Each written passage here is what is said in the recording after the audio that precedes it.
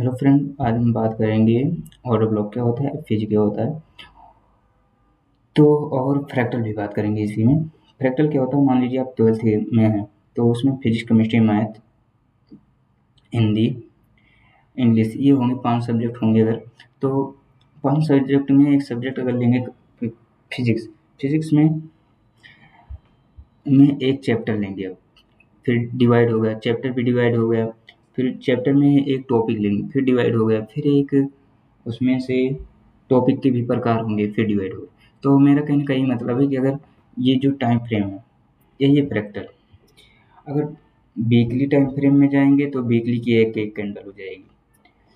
फिर अगर 4 डेली में जाएंगे तो डेली की एक एक कैंडल हो जाएगी। 4 आवर में जाएंगे तो 4 आवर की एक एक कैंडल हो जाएगी। 1 आवर में जाएंगे तो 1 आवर की एक एक कैंडल हो जाएगी। 30 मिनट में आएंगे तो 30 मिनट की एक एक कैंडल बन जाएगी। अगर 15 मिनट में आएंगे तो 15 मिनट की एक एक कैंडल हो जाएगी। अब फ्रैक्टल बेसिकली यही होता है कि मान लीजिए वीकली कैंडल में है, वीकली वाले टाइम फ्रेम में है तो वीकली की एक कैंडल। अब उसके और नीचे टाइम फ्रेम में जाएंगे डेली में, तो डेली में 5 कैंडल हो जाएगी। सैटरडे संडे मार्केट बंद होता है तो 5 कैंडल बन जाएंगी। फिर उसके बाद 4 आवर में आएंगे, जब 4 आवर में तो उसमें 6 कैंडल हो जाएंगी। डेली की एक कैंडल तो 4 आवर की 6 कैंडल बन जाएंगी। ऐसे 1 आवर में आएंगे तो 24 कैंडल बन जाएगी डेली में। डेली की एक कैंडल तो 1 आवर में आएंगे फ्रैक्टल में तो 24 कैंडल बन जाएगी। ऐसे 15 मिनट में आएंगे तो कैंडलों की संख्या ऐसे बढ़ती हुई जाएगी। फिर 1 मिनट में आ जाएंगे और ढेर सारी कैंडल ऐसे बढ़ती हुई चली जाएंगी। और मैंने कल बताया था ऑर्डर ब्लॉक क्या होता है, एफईजी क्या होता है। ये एफईजी है, first candle, second candle, third candle. Second candle छोड़ देना है, दूसरी कैंडल जो है छोड़ देना है, फर्स्ट और थर्ड कैंडल के बीच का दो।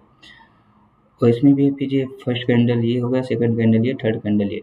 सेकंड छोड़ देना है, दूसरी कैंडल छोड़ देना है, फर्स्ट और थर्ड कैंडल के बीच का गैप एफईजी होता है। फेयर वैल्यू गैप, ये एफईजी हो गया, ये एफईजी हो गया। और ऑर्डर ब्लॉक क्या होता है, order block last selling candle या लास्ट बाइंग कैंडल लेग में। तो ये लास्ट सेलिंग कैंडल है, इसके साथ में एफईजी होना चाहिए। एफईजी है तो ये ऑर्डर ब्लॉक है। ये जो मैंने नीचे मार्क किया ये ऑर्डर ब्लॉक है, ये ऑर्डर ब्लॉक हो गया। फिर इसमें ये ऑर्डर ब्लॉक है, ये एफईजी हो गया इतना पूरा भाग, ये एफईजी हो गया। और ये जो ऊपर है last selling candle, last buying candle, ये आपका ऑर्डर ब्लॉक हो गया। फिर यहाँ पर एक ऑर्डर ब्लॉक है, एफईजी है, फिर यहाँ पर एफईजी है और ये ऑर्डर ब्लॉक है, जो कि इस ऑर्डर ब्लॉक को टैप करके ऊपर जाना चाहता है।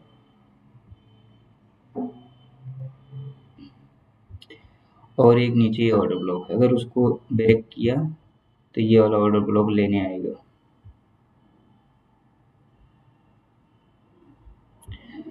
तो अभी मैं थोड़ी देर पहले मार्क कर रहा था, लिक्विडिटी मार्क किया अभी मैंने यहाँ पर। और लिक्विडिटी जैसे ही लिया 15 मिनट में टाइम फ्रेम में आएंगे, अगर यहाँ पर मैंने लिक्विडिटी मार्क किया इधर, जैसे ही लिक्विडिटी मार्क किया और यहाँ पर प्राइस था, जैसे ही टैप किया प्राइस ऊपर। लिक्विडिटी क्या होता है, स्टॉप लॉस सभी लोगों का होता है और इसी से शेयर मार्केट चलता है। और ऑर्डर ब्लॉक क्या होता है, ऑर्डर ब्लॉक होता है कि जो बड़े बड़े प्लेयर्स होते हैं जैसे बैंकर, बीमा, जैसे हजारों करोड़ रुपए डालते हैं तो उनके ऑर्डर एक साथ फिल नहीं होते। तो एक साथ जब फिल नहीं होते इतने बड़े बड़े ऑर्डर, तो उनकी वजह से एक ब्लॉक क्रिएट होता है, उसे ही ऑर्डर ब्लॉक बोलते हैं। फिर दोबारा आता है प्राइस, ऑर्डर ब्लॉक को फिल करता है, उनके ऑर्डर को फिल करता है, फिर प्राइस ऊपर जाता है। अगर ऊपर के लिए लिए हैं बड़े लोग तो ऊपर ही जाएगा, अगर नीचे के लिए लिए हैं नीचे जाएगा। वो हमारा स्टॉप लॉस लेकर जाएगा, तभी हमारा पैसा खाएंगे, तभी उनका पैसा बढ़ेगा। ये होता है। तो मैंने जैसे यहाँ पर मार्क किया था लिक्विडिटी, कैसे मार्क किया जाता है वो भी नेक्स्ट लेक्चर में बताऊंगा। मैंने यहाँ पर लिक्विडिटी मार्क किया था, अभी थोड़ी देर पहले मैंने वीडियो बनाया था, पर उसमें मैंने कुछ गलती कर दिया कि पासवर्ड शो कर दिया, अपने फंडेड अकाउंट का पासवर्ड शो कर दिया था, इसीलिए उसको हटाना पड़ा। तब यहाँ तक प्राइस पहुँचा था। इसको जैसे ही टैप किया, यहाँ पर मैंने ट्रेड भी लिया था, और ट्रेड लेने के बाद 1 मिनट टाइम फ्रेम पर आएंगे। स्टॉप लॉस मैंने यहाँ पर रखा था, स्टॉप लॉस यहाँ पर पहले यहाँ से ट्रेड लिया, फिर यहाँ तक जब प्राइस आ गया था तो यहाँ पर मैंने स्टॉप लॉस कर दिया था। स्टॉप लॉस हिट हुआ, फिर प्राइस ऊपर। तो वही कहता हूँ कि हमारा पैसा खाएंगे, उनका पैसा बढ़ेगा, इसीलिए स्टॉप लॉस मुझे यहाँ रखना चाहिए था, तब भी मैं प्रॉफिट में था। ये डेमो अकाउंट है। मैंने यहाँ पर ये बाई किया था 13/8/26, और बाइंग में बैठा था। USD JPY है, और USD JPY ये भी है। ये हो गया, और मेरा स्टॉप लॉस हिट हुआ, स्टॉप लॉस बढ़ाया था, तब भी मैं $24 में प्रॉफिट हुआ। और डेमो अकाउंट है कि कैसे ट्रेड लिया जाता है, ये चेक कर रहा था। मैंने यहाँ पर बताया था ये मार्क करके कि ये ऑर्डर ब्लॉक है, इसको टैप करेगा अभी ऊपर जाएगा। बिल्कुल ईजी है, कैसे कैसे काम करता है सब। वही फिर कहेंगे कि ये वाला ऑर्डर ब्लॉक क्यों नहीं काम किया, ये तोड़ क्यों दिए। ये फ्रैक्टल में आ जाएगा, क्योंकि ये ट्रेंड के सपोर्ट में नहीं है। ट्रेंड के अगर सपोर्ट में होता तो ये नीचे ढकेल देता, लेकिन ये ट्रेंड के सपोर्ट में नहीं है, इसलिए ये ऊपर चला गया, तोड़ दिया इसको। तो वो ऑर्डर ब्लॉक नहीं काम करेगा जो ट्रेंड के सपोर्ट में ना हो। और दूसरी चीज़ कि वो वीक ऑर्डर ब्लॉक हो, उसके हाई टाइम फ्रेम में। ये जो फ्रैक्टल में है कि डेली 4 आवर 1 आवर में अगर वो ऑर्डर ब्लॉक नहीं है तो वो काम नहीं करेगा। तो इसको टैप किया, अब ये ऊपर जा रहा है। अब इसको यहाँ तक जाना है, प्राइस को 1 मिनट के टाइम फ्रेम पर है।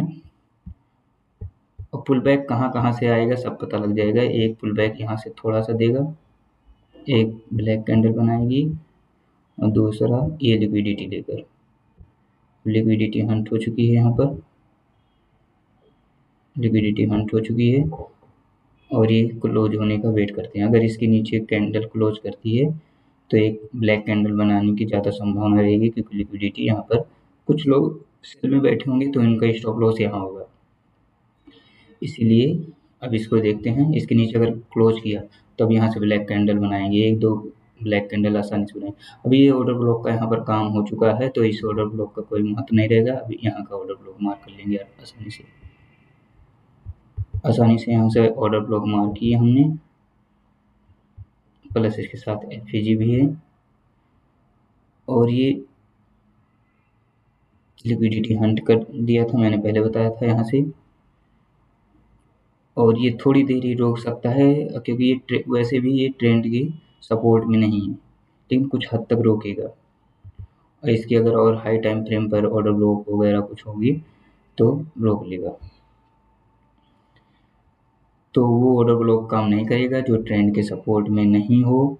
दूसरा, वो वीक ऑर्डर ब्लॉक हो। वीक ऑर्डर ब्लॉक कैसे पता करेंगे कि उसके हाई टाइम फ्रेम पर ऑर्डर ब्लॉक ना हो। तो प्राइस कैसे चलता है, और उस नेक्स्ट लेक्चर में लिक्विडिटी बताऊंगा, और ऑर्डर ब्लॉक के कितने प्रकार होते हैं, और FVG के भी कितने प्रकार होते हैं, फेयर वैल्यू गैप के, ये भी बात करूंगा।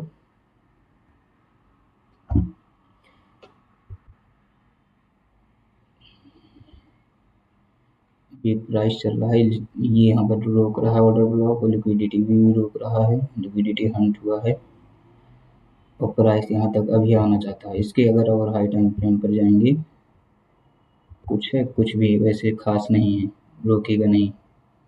देखा, मैंने बताया था कुछ खास यहाँ पर ज़्यादा है नहीं, इसलिए रोक नहीं पाएगा। जितना ज़्यादा हाई टाइम फ्रेम का ऑर्डर ब्लॉक रहेगा, उतना ज़्यादा इफेक्ट करेगा, उतना ज़्यादा रोकेगा।